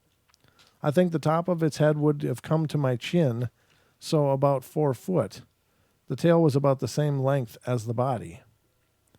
The animal then began to amble towards them for about halfway across the field, and this is what was confusing. It moved like a cat, but it didn't look like one, she explained. The whole time I had the feeling it knew we were watching and found the situation amusing. Also, the longer you watched it, the harder it became to see it. Like the edges were blurring. And it got to about 30 feet from the road and lied down in a C shape, just like a cat. It was staring at us, and I was staring at it, but the longer I looked at it, it almost seemed to become pixelated. What? Wow. The couple then reportedly felt a sudden overwhelming fear, something that has a profound effect on how they chose to interpret the experience as individuals. I don't know how long this lasted, with a feeling of amusement on its side and wonder and confusion on our part. The witness said it changed in a heartbeat. The feeling that it could come through my window and bite my head off, and my husband hitting the gas both seemed to happen at the same time. I looked at him and he goes, "How was there no traffic? It seemed like we had been parked for at least 5 minutes," she continued. Then he said it was a dog. And it was said in the tone of voice that says, "Please let that have been a dog." If you ask him now, he will tell you, "We saw a deformed dog." I think he really needs it to be a dog, where I'm okay with it, with living with it not ever knowing. We were at a stop sign on Newark Road when it hit me that I was an idiot because I had my phone and could have taken a picture. You know, that comes up all the time, ladies and gentlemen. People say, "Why aren't there pictures of Bigfoot? Why aren't there pictures of Dogman? Why?" You know, when you're in a situation where your whole paradigm is just been shattered, you're looking at something that's not supposed to exist by our traditional reasoning. Right. You're looking at something that's huge, powerful, intimidating as hell. And the last thing you're thinking of is getting a selfie. You know, I mean, honestly, you're not thinking of, okay, you're right. you know, let's make sure this is in frame. I mean, most people, even people that have guns, like hunters, they talk about how they forget they're even holding a gun. Like, it just doesn't even seem like an option. Wow. Everything just changes. So, I mean, it's one thing to sit on your computer and go, "Why aren't you taking pictures?" It's another thing to be standing in front of something that could eat you, and worried about being alive in 5 minutes. Right? Yeah, you don't know if you're going to die. I mean, I've had a close encounter with what I think was a Sasquatch. I never saw it. I just heard it, and it growled at me, and it vibrated my whole body. Now, the one thought that I remember having, well, two thoughts: what the hell is that? And is this when I die? I mean, that was the only things that went through my head. And I mean, I thought that whatever had just growled behind me and was shaking my whole body with the deepness of this growl was going to kill me. I thought I was going to die. And I mean, obviously I'm still alive, but Thank God. if I had had a camera, I mean, I couldn't even force myself to turn around. I was like, you know, I didn't want to know it was going to kill me. I didn't want to know what that looked like. Right. I just knew whatever it was felt like it could kill me. And, you know, unless you're in that situation, you just can't understand. You just can't understand the sheer panic of that moment of thinking this could be the last thing you see in your life. So, you know, for all those people that sit out there, never having had an experience, never having been confronted with anything like that, to just be all bravado and like, well, I would have shot a picture and then I would have, you know, pulled out my gun. It's like, no, you would have pooped yourself and, you know, probably cried in the fetal position. You know. And Nellie brings up a good point too, or how to call 911 in the moment. Oh yeah. Because you've forgotten what and how to do it. Honestly, when it happened to me, I couldn't even move. I couldn't do. I mean, we finally just, I said, "What the hell is that?" And he said, "I don't know, but let's get out of here." And they say you shouldn't run, but the basic thing is you're in a fight or flight moment. And honestly, I knew whatever was making that noise was not something I could fight. I knew that wasn't an option. I wasn't going to turn around and flex. Oh yeah, come to the gun show. Bring it on. You just showed up for the gun show. You get a little thunder, a little lightning. Yeah, exactly. It was like I knew that at that moment, whatever made that noise was not something I could fight. Right. And the only thing available then was flight, and that's what Right. we did. We ran down this boulder field in this ravine. Somehow we did it without killing ourselves doing that. Right. But it was absolutely horrifying, terrifying. I didn't go into the woods for probably 2 years after that. I used to hike that ravine all the time, but after that happened, I couldn't set foot in there for a couple of years. And a lot of people report that same kind of thing, Yes. after having that, unless Yep. you're made of solid brass, Yeah, I mean, You there's like some Duke? people that are cut from a stronger cloth than I am, but I did finally overcome it and work through it. But it wasn't until like 2 decades later that I even realized or found out that Sasquatch were everywhere. Right. Because I knew it was big. I knew it was whatever it was so powerful that even its voice, the sound Right. of that growl, Right. was enough to just completely emasculate me. And now, granted, I was a 14-year-old kid, so Right. it's not like I was really, big into my own bravado at that point anyway. Right. But The chatters, Marcus, he Yeah. says, I had a camera on the deck of an aircraft carrier and never got a camera shot. He says, they came out of the ocean. Marcus, what the heck are you talking about? It sounds like you need to write us an email. paranormalportalradio@gmail.com. Now, didn't you read a story about Darien, Wisconsin as well? see, Duke says, me too. Woods did not seem very appealing after my Yeah. first encounter. Yeah, Yeah. exactly. Yeah. What did you say? No, I'm sorry. Now, did you read a story about Darien, Wisconsin as well? The flying witch, was that from Darien, Wisconsin? Maybe. I don't remember. Okay, so you asked me to look it up, so I looked it up. So Okay. Elkhorn is where Bray Road is. Yes. It's in Elkhorn, Yep. Wisconsin. Okay. Beloit is about 100 miles southwest of Elkhorn. You jump on 43 and it takes you right there. So it's still in that same neighborhood. Right. Now here's the weird thing. Darien is right between them on the same road. Wow. Okay. So there's something awful weird going on over there in Wisconsin. Yeah. So, Well, you think we knew that. well, I mean, but that's not just the Beast of Bray Road. It's It's a corridor. right. It seems to be like some kind of vortex Sounds like over 43 is a corridor to somewhere. there. Wow, that's really powerful, ladies and gentlemen. You heard it here on the portal. I don't know, maybe somebody else has come across this too, but I know Linda Godfrey's written a ton of books, and of course, the Beast of Bray Road only being one of them. Right. But I know she's done a lot of work. Well, weird. cataloging. Is it Weird Wisconsin? Weird that she did Wisconsin? with- She's Yeah. and then the Monsters Among Us, and Right. she's got. So maybe we need to do some research into those books. I mean, Yeah, because we maybe really do. maybe that might be something in there. Who knows? Exactly. So we'll have to look into that, ladies and gentlemen. But very cool, very powerful stuff. Wow.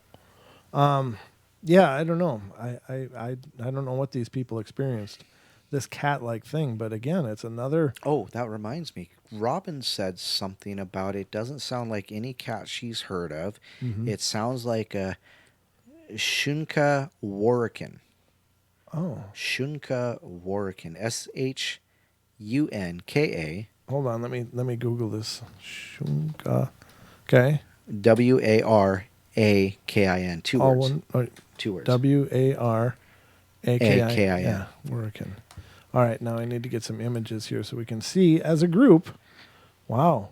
Yeah, it does. I mean, that does kind of describe what they're talking about. I'll put it over here and put it on the screen, ladies and gentlemen, and we can all see. It kind of looks like a Like a a thylacine. thylacine, Thylacine, yeah. or a hyena. Yeah. Yeah, actually kind of, yeah, well. Let's Yeah. see. Where is that? Where is it? Full screen. There we go. So here is the. Have you not plugged in your control board again? No, I haven't yet. Oh, wow. Okay. It's kept launching the Yeah. credit scene over and over and over. So I've kind of, I should maybe assign that to a different button and see if that works, because I got 2 extra that I don't use currently. But anyway, these are the. Is this the? Yeah. So. Wow. Yeah, that thing does. But now this has a pretty pronounced snout on Yes, it. it does. And what they were describing was a very flat More of a cat-like flat- face. Yeah. Yeah, but that does seem to have the stature, definitely. I never even heard of this. Big rough. Oh, that's the wolf. That's just a. What was that? Oh, that was that one on the tailgate. Yeah, I know that they did a lot of perspective shots and it made it look enormous, but it was just the perspective of the Forced camera perspective, yeah. and the lens they were using made it look enormous. That is a creepy looking animal, though. What is the story on this? Lauren Coleman suggests it was a Shunka Warrican, but has since been identified by the Montana Fish and Wildlife. Oh, that's Montana. Oh, Duke, what do you know? no, that's discussing this thing. This is all from. This Oh, thing. that one. Oh, Yeah. okay. But I do want to see. You know, there's actually right here. What is this one? It says that's from Bozeman. That's from Bozeman, Montana. And What is this? Okay. mystery monster returns home after 121 years. Wow. What's the mystery monster? I mean, it looks similar to what we were just looking at. Let's visit it. Let's visit this and find out what it. I don't know. The Bozeman Daily Chronicle, ladies and gentlemen. What the hell is that? Missing butte man found dead in the Missouri River. One of the more from this section. Sorry, back to that though. Back to our main story. So this is more than a century ago. A wolf-like creature prowled the Madison Valley, killing livestock and letting out screams that one account said would leave a person's hair standing on end. A bullet from a Mormon settler's rifle ended the animal's life and triggered stories of the creature that were passed along through generations of family history and local folklore. The only evidence of the creature's existence was a missing taxidermy mount and a grainy black and white photograph of that mount, which fueled strange speculation of what kind of animal it really was. After 121 years, the taxidermy mount has been found. The creature that once spooked some of the residents, first white settlers, has come home. Yeah, but what is it? I never doubted the story. Jack Kirby. Grandson of the settler who shot the animal. After reading a Halloween-themed chronicle story about local legends, the strange creatures, Jack Kirby tracked down the mount in the Idaho Museum of Natural History in Pocatello. The museum has since loaned it to him to put on display at the Madison Valley History Museum, although at the moment it resides in the basement of a building on the north edge of town. The ringdocus, or Shunka Warrican, 2 of the names it has been given over the years, strongly resembles a wolf, but sports a hyena-like sloping back and an odd-shaped head with a narrow snout. Its coat is dark brown, almost black, with lighter tan areas and a faint impression of stripes on its side. It measures 48 inches from the tip of its snout to its rump, not including the tail, and stands 27 to 28 inches high at the shoulder. The mount is in amazingly good shape, showing no signs of wear and tear, and retaining the color of the fur. Okay, so that's a lot of fluffy stuff after that, but very cool. Interesting. I'm sorry I laughed because Jack Kirby is also a graphics novel artist. Oh, yeah, that's right. I should have known that. That's why I started laughing. I'm sorry. Oh, no worries. Yeah, but that must be the gun then that did the animal in. Yeah, well, yeah. I would imagine he'd still have it, yeah. So Or I wonder if something this like is like the last one of these things. Was this the last? Yeah, because they were species? talking about the taxidermied animal returning after 121 years. Right. So I wonder if there's been any more sightings, as you know, you I've never asked even heard of basically. this Shunka Warrican Yeah. before, but I thank you, Robin. That's really cool. It's, I guess, it makes it a cryptid if it's supposedly not around anymore. So it's funny that you said thylacine, because that's another one that's not allegedly around anymore. However, people are citing the thylacine still That is true. in the lands of New Zealand. In the lands down under. Right. What's going on? What's going on here? Oh, Night hacker. Oh, is he going to bed? Yeah, he's heading out. A lot of people have headed out. I'm sorry I haven't said goodnight to you, but it's too late. I can't tell you goodnight. But we still love you. Yeah, we're almost at the end of the Yeah, show we anyway. are. We're got 10 minutes left, ladies and gentlemen. Wow, 10 minutes. Roughly 10 minutes. So, but it's been a great journey, right? Yeah, absolutely. It's been a great night. Why is it so day. dark? What the hell's going on? Oh, there it goes. I guess I got a dark screen on over here. Oh, So well, it's the lights. Look at the lights your rice lights. no, I know that, but I now look better. Oh, there you go. Yes. There we go. Much I had a better. dark frame picture up there, so it got really dark in here. Rotman says that's Australia, Brent, not NZ. Well, what? I thought the thylacine was in is New Zealand, the last Australia. one. It Australia. was Australia? Yeah. Okay. My mistake, brother. All right. So Gary Opt has had two thylacine sightings, TV personality in Australia. Wow. Yeah, and I've seen some of the footage that's come out of there, Yeah. and I'm telling you, it looks like they're still around, but they've got smart enough to stay the hell away from people. Clearly they were being massacred. Right. Well, for Travis's benefit, the thylacine is also called the Australian tiger. Yeah, So, that's true. as a matter of fact, we have Australian tiger, Aussie tiger fam in chat right now. So, Oh, very good. All right. Well, no disrespect to you, Aussies. I thought it was New Zealand, but I stand corrected. So yeah, it's a really it's the last one died in captivity, apparently in a zoo where somebody made a mistake and turned the heat off yeah. in its enclosure and it froze in the night, which is really sad. But I mean, it was gonna, of course, being the last one allegedly. Right. I guess its days were numbered anyway. But Sure enough, yeah. But I'm sure they still have the genetic material, and if there weren't still some around, somebody will make more. Oh, yes, Tasmanian tiger. I'm sorry, not Aussie Tasmanian tiger. tiger, Tasmanian yep. tiger. That's right. There you go. Robin says there's a new little person called Homo luzon found. Very exciting stuff. So, Oh, wow. Robin has new leads, so maybe we need to get her back or something. Yeah, we'll have to have Robin come on and do a podcast with us. She says they're smaller than the Hobbit. Ooh, Wow. very cool. Actually, Robin, this doesn't necessarily tie in directly to your research, but I was just sent a video of what could be very well a pixie. Oh. And honestly, it's really cool. It came from a security camera. One listener sent it in. I'll be showing it this weekend on the show.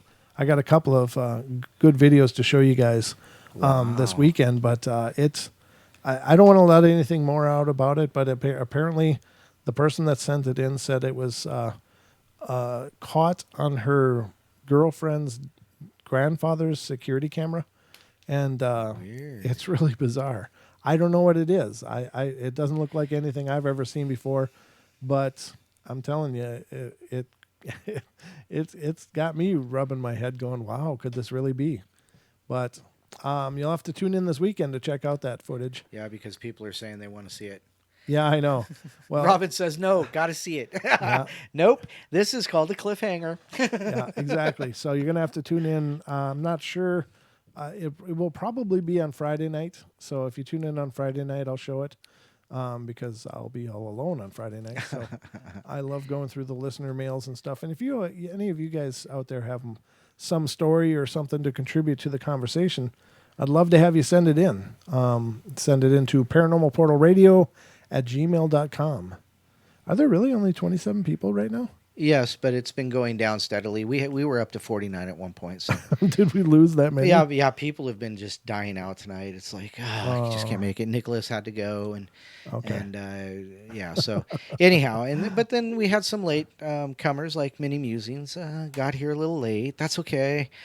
We used to send people to the basement for that, but I heard the last one in has to buy the beer. Just saying. That's when it makes the beer. Oh, okay. So anyhow, but yeah, exciting stuff. I think that's been great. Thank you, Robin. I appreciate that. I would love to showcase that as well. That'd be awesome. I would love to share it on the show.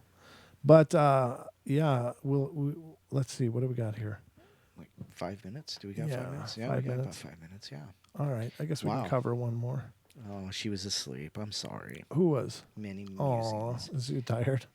Well, we're glad you joined us eventually. That's okay. There's no demerits for being late. It's just we love you showing up whenever you can because it makes us happy. Ooh, Huh. That's I can't show it though. It's a video Oh, doggone because we don't have the permission to show their video. So unfortunately, I don't have time to put a filter on it and make it undetectable. it. Wow. Okay. Oh, this is pretty curious. Now, this is kind of cool. So this is mysterious repeating signals detected out of deep space. Huh. The Canadian Hydrogen Intensity Mapping Experiment, or CHIME, radio telescope located at the Dominion Radio Astrophysical Observatory, DRAO, in British Columbia, Canada, reportedly received a series of mysterious signals from a galaxy 1.5 billion light years away. 6 of the millisecond-long fast radio bursts have so far come out of the same distant source, something that is so unusual it's only ever been recorded once before in 2015 by the Arecibo radio telescope. Yeah, that's the WOW signal, I think. Knowing that there is another suggests that there could be more out there, says Ingrid Stairs, an astrophysicist from the University of British Columbia and a member of the team operating CHIME. And with more repeaters and more sources available for study, we may be able to understand these cosmic puzzles, where they're from and what causes them. The FRBs, or fast radio bursts, recorded by CHIME varied in frequency to as low as 400 megahertz, significantly lower than the 700 megahertz of Arecibo's repeating FRBs. And we now know the sources can produce low-frequency radio waves, and those low-frequency waves can escape their environment and are not too scattered to be detected by the time they reach the Earth. Tom Landecker, a CHIME team member from the National Research Council of Canada. That tells us something about the environments and the sources. We haven't solved the problem, but there's several more pieces to the puzzle. The low frequency of these FRBs could mean that they come from a different source from those found in 2015. The FRBs were detected with a level of scattering that the CHIME team believes is indicative of powerful astrophysical objects at the source of the bursts. That could mean the source is at some sort of dense clump like a supernova remnant. The team member, Cherry, I don't know how you say NG. Ning? Okay. An astronomer at the University of Toronto or near the central black hole in a galaxy, but it has to be in some special place to give us all the scattering that we see. Very interesting. Now, I've heard that these fast radio bursts could perhaps be, remember, it's 1.5 billion light years away. So, but there's been speculation by some people that these fast radio bursts could be a form of sending energy to distant craft, that they can, propel these radio waves out, and that distant craft could have receivers to convert that into energy. I don't know. If that's possible or not. That's one theory I've heard, but it's anybody's guess. But I know we're not alone. Not sure what they use now, but maybe they did at one time use fast radio bursts. Hard to say. The WOW signal was 1977 from Ohio, the big year. Okay. So that's not the Arecibo. Yeah, the Arecibo 2000 FRBs. I'm not familiar with that, so I'll have to maybe look that up. Indeed, sir. Indeed. But you know what? It's time. Is it time? It's time, ladies and gentlemen, and thank you guys so much for being a part of the portal. I hope you guys enjoyed the show. I know we have a lot of fun doing these. They're just great to unwind and kick back and relax with you guys, talking about stuff. I know we enjoy doing them, so I hope you enjoy listening to them. And thank you to all of you who contributed in the chat room conversation. It definitely adds so much of a level to what we're doing. It's really amazing. What? McAliens. McAliens, yeah. I never would have thought of that. McAliens. So anything, hey, Rob, good to see you. Anything in closing, Don? No, just you know, we talk about banging our heads against the wall sometimes when things just aren't going right. You know, you've got, instead of taking that left, take that right. I'm referring back to the resonating thing. Okay. It's like you're opened it that way. Now yeah. you're going to close it that way. Well, Go I ahead. just want to say, you know, pay attention to what you're doing. You know, Yeah, absolutely. you know, maybe you're doing something right, maybe you're doing something wrong, and you need to figure it out. But otherwise, Paisley Wild has a show on Friday night on TFR. Also, she'll be posting it up on YouTube and on her podcast as well. So there you go. Awesome, ladies and gentlemen. Well, that wraps it up for us here tonight. Thank you guys for being here and being a part of the episode. Again, MCAT, thank you again, brother. That was so kind and appreciated. But we love you all. Be good, be kind, be nice. Take care of each other. Yeah, and Duke, yeah, hope you're feeling better soon. You know, he says he's watching the show made him feel better, so that's awesome. Great. It's the resonation thing. Thank you, brother. I'm telling you. We appreciate you as well, and thank you for all you've done for the show. Be good, be kind, be nice. Take care of each other. Help each other out. Find the magic in every day, and remember to laugh as much as you can. We'll be back, ladies and gentlemen. I'll be back tomorrow with the bedtime stories, and I hope you'll join me then. But if you haven't already, please check out our podcast.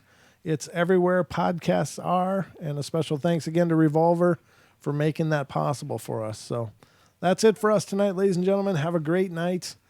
God bless. Love you. Good night. Love you, mean it. And we'll talk to you soon. Take care, everybody.